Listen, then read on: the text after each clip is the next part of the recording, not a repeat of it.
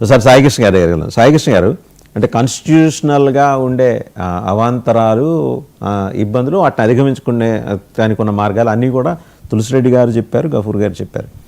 అంటే ఓవరాల్గా ఏంటంటే ఇంకా 50 ఏళ్ళ క్రితం పాపులేషన్ సెన్సస్ ప్రకారం కనుక పోయే పని అయితే చాలా మార్పులు జరగాల్సి ఉంది.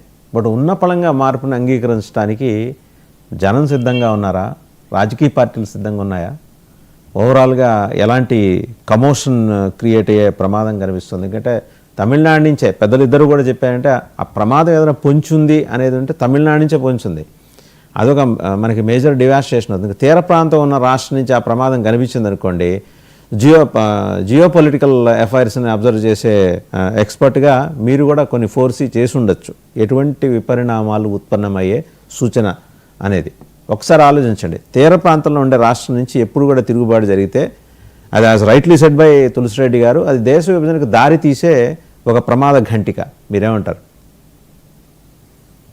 అది తులసిరెడ్డి గారి వ్యక్తిగత అభిప్రాయం అయి ఉండొచ్చు, కానీ నేను దాంతో విభేదిస్తున్నాను వాసుదేవన్ గారు. ఎందుకంటే డిలిమిటేషన్ ప్రక్రియ అనేది మనం ఇందాకే చర్చించినట్టు రెండే అంశాలు ప్రభావితం చేస్తాయి: రాజకీయ నిర్ణయాలు, రాజ్యాంగపరమైన సవరణలు. ఇంతే, ఈ రెండే. Right. Even distribution or fixed model సిస్టమా లేకపోతే ఎన్హాన్స్డ్ మోడల్ సిస్టమ్కి వెళ్తామా అనేది రాజకీయ నిర్ణయం. అది ఎంత పెంచాలి, ఎట్లా పెంచాలి అనేది. అండ్ ఇంకోటి, ఈ దేశంలో అట్లాంటి ఒక అన్రెస్ట్ ఏదైనా వచ్చినప్పుడు మనం అప్రోచ్ అవ్వడానికి ఉన్న ఒక అంశం ఏంటంటే, ఒక డోర్ స్టెప్ ఏంటంటే మనకు రాజ్యాంగం ఇచ్చింది సుప్రీంకోర్టు. అండ్ మీకు తెలుసు, పెద్దలిద్దరికి కూడా తెలుసు, ఈ delimitation commission decision cannot be question in the court of law, even in the supreme court. So కాబట్టి how best these political parties influence the delimitation commission, దీని మీద ఆధారపడి ఉంటుంది. అంటే ఒక రకంగా చెప్పాలంటే రాజ్యాంగపరమైనటువంటి గెయిన్స్ ఎంత ఉంటాయి, లాసెస్ ఎంత ఉంటాయి అనేదే లెక్కేస్తాయి రాజకీయ పార్టీలు. ఈ నిర్ణయం జరిగితే నాకు వచ్చే నష్టం ఏంటి, లాభం ఏంటి. బయటికి మనం చాలా మాట్లాడతాం, రాజకీయ పార్టీలకు ఉండే గొంతుకలు అనేక రకాలు ఉంటాయి. సో ఫైనల్ గా చూసేది ఏంటి, నాకేం లాభం వస్తుంది, నా పార్టీకి నా యొక్క అధికారంలో ఎంత షేర్ దక్కుతుంది. ఇంక్రీజ్డ్ బార్గెనింగ్ పవర్ కోసం చూస్తాయి. సెంట్రల్లీ స్పాన్సర్డ్ స్కీమ్స్ కానివ్వండి, నేషనల్ లెవెల్ ప్రాజెక్ట్స్ కానివ్వండి. Devolution of funds through finance commission అనేది ఎప్పుడు జనాభా ప్రాతిపదిక మీద ఉండదు కాబట్టి, ఎందుకంటే అది క్రైటీరియా ఎప్పుడు కాదు. బట్ దే కన్సిడర్ అట్లా అని దాని మీద డిపెండ్ అయ్యి డెవల్యూషన్ ఉంటుంది. Devolution is common and across the country. So financial commission ద్వారా ఇచ్చేటువంటి డెవల్యూషన్ ఆఫ్ ఫండ్స్ మీద ఇంపాక్ట్ లేకపోయినప్పటికీ హై స్టేక్ బార్గెనింగ్స్ ఉంటాయి. రాజకీయ నిర్ణయాధికారం పోగుపడే అవకాశం ఒక చోటనే ఉంటుంది. ఉదాహరణకి నార్త్ ఇండియన్ స్టేట్స్ లో పర్టికులర్ గా మీరు ఉత్తరప్రదేశ్, బీహార్, రాజస్థాన్, గుజరాత్, మధ్యప్రదేశ్ ఈ స్టేట్స్ తీసుకున్నాను అనుకోండి, పార్షియల్లీ మహారాష్ట్ర ఆల్సో. ఇవన్నీ కూడా దానికి ఒక స్ట్రాంగ్ లాబియింగ్ ఉంటుంది. దేశ స్థాయిలో జరిగే నిర్ణయాలను ఇన్ఫ్లుయెన్స్ చేసేటువంటి లాబియింగ్ ఉంటుంది. దేశ స్థాయిలో ఉన్నటువంటి ప్రాజెక్ట్స్, ఇన్ఫ్రాస్ట్రక్చరల్ ప్రాజెక్ట్స్ కానివ్వండి, establishment of the industrial corridors కానివ్వండి, వాళ్ళ షేర్ ఎక్కువ ఉంటుంది. ఎందుకంటే వాళ్ళ బార్గెనింగ్ పవర్ అది. అన్ఫార్చునేట్లీ ఇది మనకు మొదటి నుంచి సౌత్ ఇండియాలో, though there is no such division, the observation is looking at the parts not as the boundaries. దక్షిణ ప్రాంతంలో ఉన్నటువంటి రాష్ట్రాలకు అన్యాయం ఎప్పటి నుంచో జరుగుతూనే ఉంది. ఇది కొత్తగా మనం దీంతోనే వస్తుంది అని చెప్పలేము. ఎందుకంటే రాజ్యాంగం ప్రకారం పోయినందుకు అది పనిష్మెంటా అని కూడా కొన్ని రాజకీయ పార్టీలు అడిగినాయి. నేను రాజ్యాంగంలో లేకపోతే దేశం ఇచ్చినటువంటి నిర్ణయాన్ని జనాభా నియంత్రణ ఎఫెక్టివ్ గా చేయటం వల్ల నాకు నువ్వు ఇన్సెంటివైజ్ చేయాలనా, penalise చేయాలనా?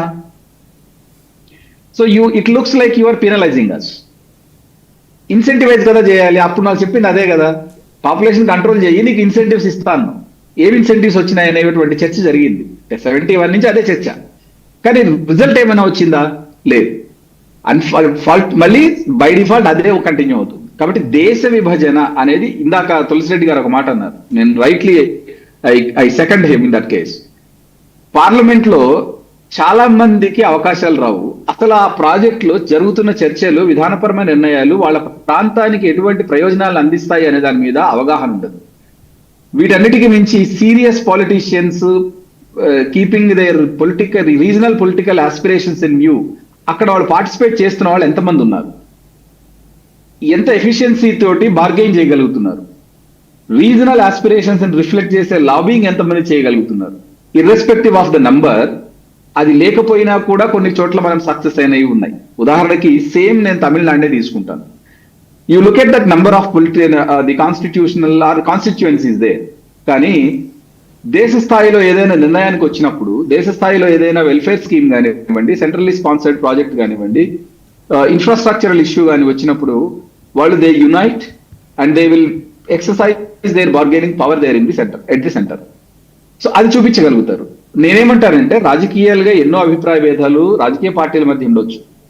Irrespective of the number, if they put the collective efforts, ఆ కలెక్టివ్ ఎఫర్ట్స్ పెట్టగలిగితే రిఫ్లెక్టింగ్ ద రీజనల్ ఆస్పిరేషన్స్, ఖచ్చితంగా ఇది దేశ విభజనకు దారితీసేటువంటి పెద్ద అంశం అయితే కాదు, కానీ అన్రెస్ట్ అనేది క్రియేట్ అవుతుంది. ఇన్నాళ్ళు దీన్ని వాయిదా వేయడానికి కూడా కారణం, వివిధ కారణాలు చెప్పి చేసిన పని కూడా ఏంటంటే రీజన్ ఇదే. ఏ పారామీటర్స్ ని ఇన్కార్పొరేట్ చేయాలి, ఏ ఫ్యాక్టర్స్ ని బేస్ చేసుకొని మనము ఈ డీలిమిటేషన్ ప్రక్రియ చేపట్టాలి. ఎందుకంటే one point is correct, population is not a scientific mechanism now. అది outdated criteria. Modern criteria, recent criterias ఏంటి, డెవలప్మెంట్ సూచిని తీసుకోవాలి. How effectively you are utilising the centrally sponsored schemes or national projects, ఎంత effective గా use చేస్తున్నావు. నీకు నేను some X rupees ఇచ్చాను, నువ్వు ఎంత ఇన్వెస్ట్ చేయగలుగుతున్నావు, దాని మీద నుంచి ఎంత ఈళ్లు తేయగలుగుతున్నావు, ఉద్దేశించిన ప్రాజెక్టు లక్ష్యాన్ని ఎంతవరకు చేరుకోగలుగుతున్నావు. ఇటువంటి వాటిని కూడా రేపు ఇందాక గఫూర్ గారు ఒక మాట అంటున్నారు, మనం రాజ్యాంగాన్ని ఎన్నిసార్లు మార్చుకోలేదు అని. Yes, I completely agree with him. My point is, ప్రస్తుతము రిడ్యూస్డ్ మెజారిటీతో ఉన్నటువంటి అధికారంలో ఉన్న ఎన్డీఏ కూటమి రాజ్యాంగ సవరణకు వెళ్ళగలిగేటువంటి ధైర్యం చేస్తుందా, incorporating these additional factors on top of the existing population. Very valid question sir, అనేది నా question. Very valid question. Certainly అది చేయగలిగితే ఈ ఇష్యూస్ అడ్రస్ అవుతాయి అండ్ అన్ని ప్రాంతాలకు ఉన్నటువంటి సమన్యాయం జరిగేటువంటి అవకాశం ఉంది. Right sir, thank you. Discussed on the floor. Thank you doctor Sai Krishna గారు.